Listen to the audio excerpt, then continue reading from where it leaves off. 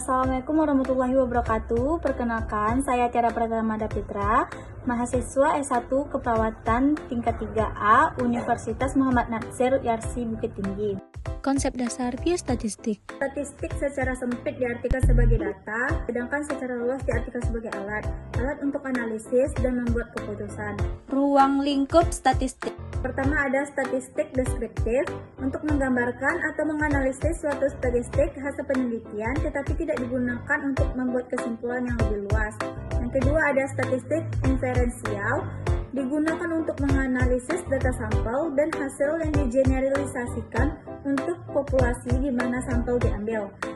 Statistik inferensial dibagi antara statistik parametrik, yaitu menggunakan data interval dan rasio, syarat distribusi normal dan variasi sama. Yang kedua ada statistik non-parametrik, menggunakan data nominal dan ordinal tanpa syarat distribusi normal. Tipe variabel. Berdasarkan jenisnya, variabel penelitian dibagi antara lain. Pertama ada variabel independen atau variabel bebas. Yang kedua ada variabel dependen, variabel terikat. Yang ketiga ada variabel moderator. Yang keempat ada variabel intervening. Yang kelima ada variabel kontrol. Sumber data kesehatan ada data primer, merupakan data yang dikumpulkan oleh survei peneliti, dapat diperoleh dari kegiatan survei penelitian di lapangan. Data sekunder merupakan data yang telah tersedia atau telah dikumpulkan oleh suatu lembaga tertentu, misalnya Biro Pusat Statistik, dapat diperoleh dari catatan laporan Dinas Kesehatan. Skala pengukuran ada skala diskrit atau nominal, itu pengelompokan berdasarkan kategori. Ada skala ordinal, Peringkat atau ranking. 3 ada skala interval, jarak antar data sama tanpa nol mutlak. Keempat ada skala rasio, jarak sama dan memiliki nol mutlak. Metode pengumpulan data, pertama ada observasi dengan melihat dan mencatat langsung. Kedua dokumentasi, menggunakan data yang sudah ada. Yang ketiga survei dengan kuesioner atau wawancara. Keempat eksperimen, melakukan perlakuan tertentu. syarat alat ukur. Pertama ada validitas, merupakan kesesuaian antara alat dan apa yang diukur. Kedua, reliabilitas, merupakan hasil beberapa kali pengukuran tetapi hasil tetap sama. Selanjutnya ada penyajian data. Data disajikan secara komunikatif dan lengkap, dalam arti data yang disajikan dapat menarik perhatian pihak lain untuk membaca dan mudah memahami.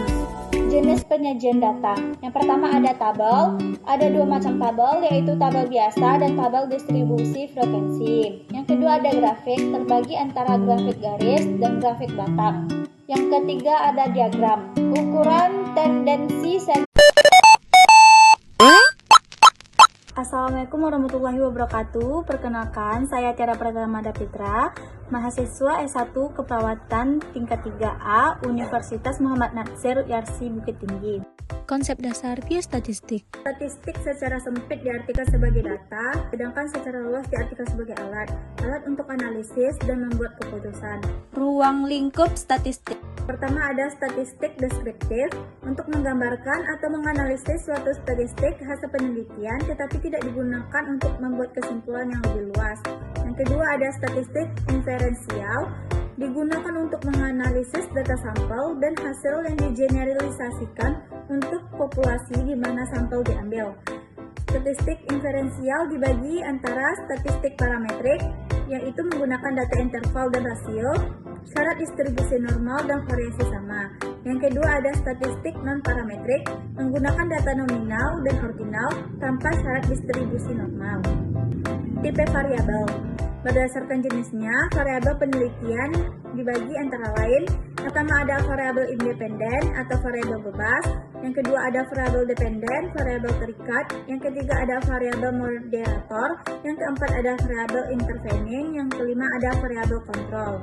Sumber data kesehatan ada data primer, merupakan data yang dikumpulkan oleh survei peneliti, dapat diperoleh dari kegiatan survei penelitian di lapangan.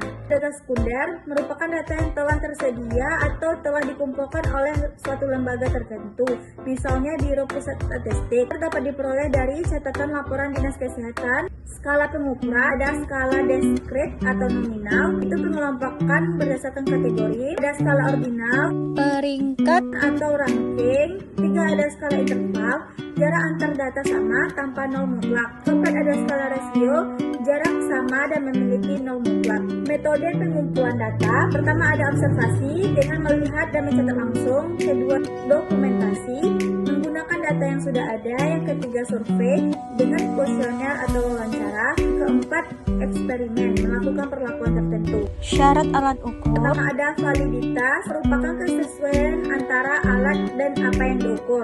Kedua, reliabilitas, merupakan hasil beberapa kali pengukuran tetapi hasil tetap sama. Selanjutnya ada penyajian data. Data disajikan secara komunikatif dan lengkap, dalam arti data yang disajikan dapat menarik perhatian pihak lain untuk membaca dan mudah memahami. Jenis penyajian data. Yang pertama ada tabel. Ada dua macam tabel, yaitu tabel biasa dan tabel distribusi frekuensi. Yang kedua ada grafik, terbagi antara grafik garis dan grafik batang. Yang ketiga ada diagram. Ukuran tendensi